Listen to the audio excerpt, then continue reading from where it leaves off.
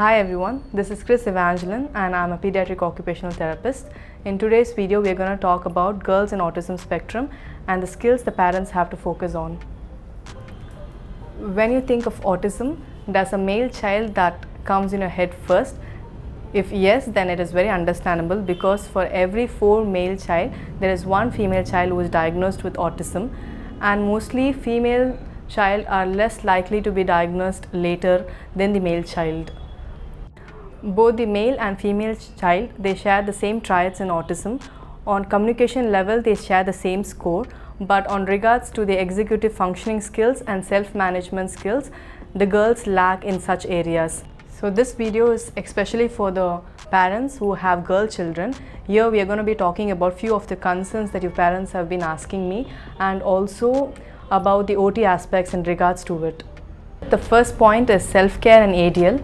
ADL is nothing but activities of daily living, where a child learns how to brush their teeth, how to take bath, how to go to school, how to go to a shop. So these are the basic ADL that a child will need in their day-to-day life and for the functional skills. So the first example here is wearing a blouse or a shirt. The child with fine motor difficulties and trunk control will have difficulties in wearing their t-shirts, in the blouse with zip. So we need to train them how to go, maybe in a step-by-step process. We can replace hooks and buttons with the elastic or other velcro. So we should make their life more adaptable and very easy for the child to have their easy access to their ADL skills. And for the second set of activity in ADL, I would like to talk about wearing a pant.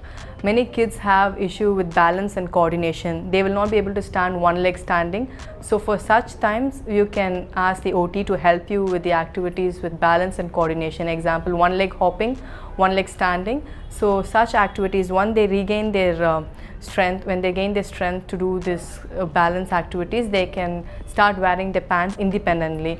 And the second thing is, when you're instructing them to wear a pant, we need to go step-by-step process.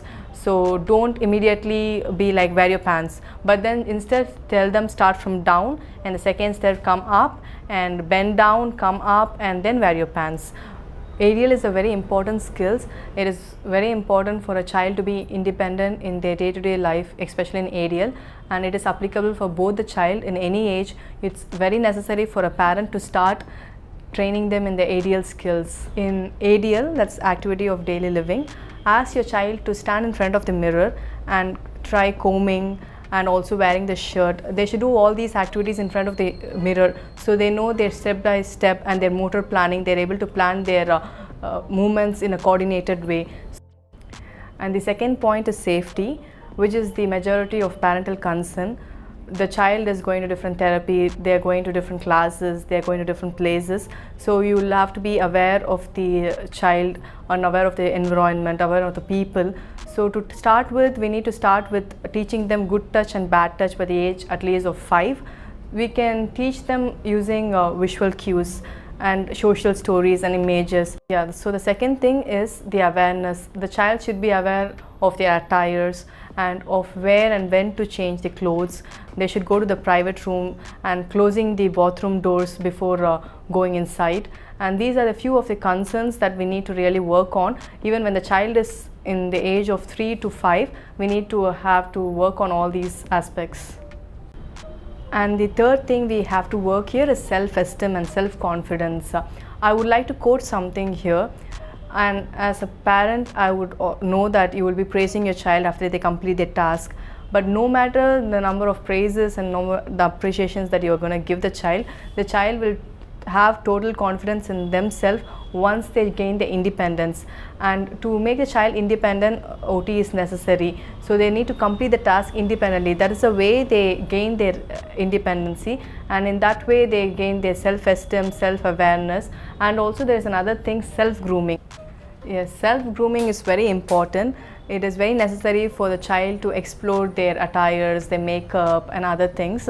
In that way they are aware of their self, aware of their body image, and also this will help them in their self-esteem and confidence part of it. And the fourth point here is emotional dysregulation. Is nothing but where a child is not regulated properly, where they scream, they cry, they shout, where they're not really regulated. In times like that, it is very necessary for the child to have their sensory diet, especially when they go to the new surrounding, new place. So they should be having a sensory diet. Sensory diet is for the kids who have difficulties in processing their sensory, and to regulate them we can give them mild music, lights, and also music where the child is able to regulate themselves, even coloring, drawing. And to know more about it, you can ask an occupational therapist. They'll be able to explain briefly about it and how do you administer that on a child, where they lack and where they really need to work on. The fifth point here is social difficulties. We need to start teaching them social skills, how to greet, how to wave, how to say hi. In this we can form a group of children, we can take them to groups where they learn social skills. And the second thing, the major thing is, most of the parents have told, like, you take them to the hotel, they are not aware of the person that they know and they are not whom they don't know, who are strangers to them. So in that way we need to teach them about the awareness, people awareness, of the body awareness, of the spatial awareness. So these are few of the points we really need to work on.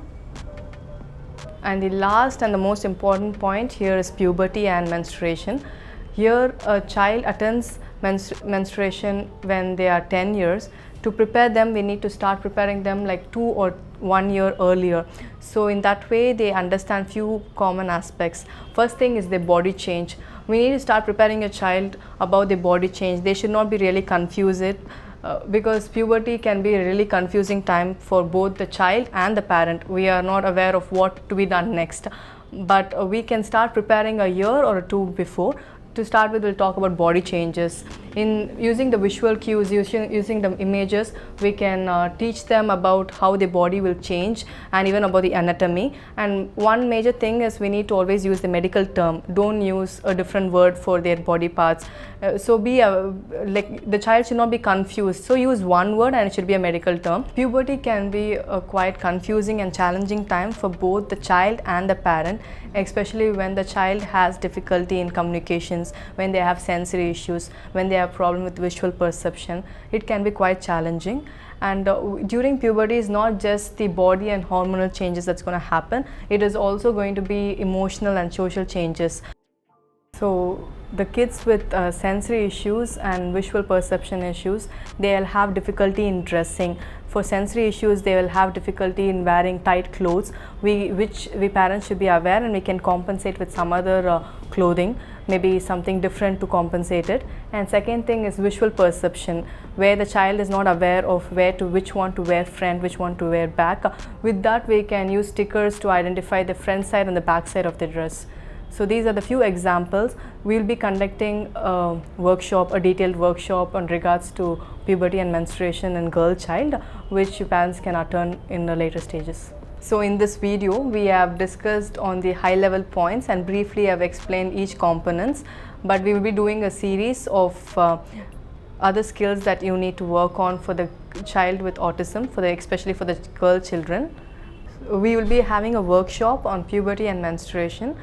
And if your parents are interested, you can contact the details below and you can attend the workshop.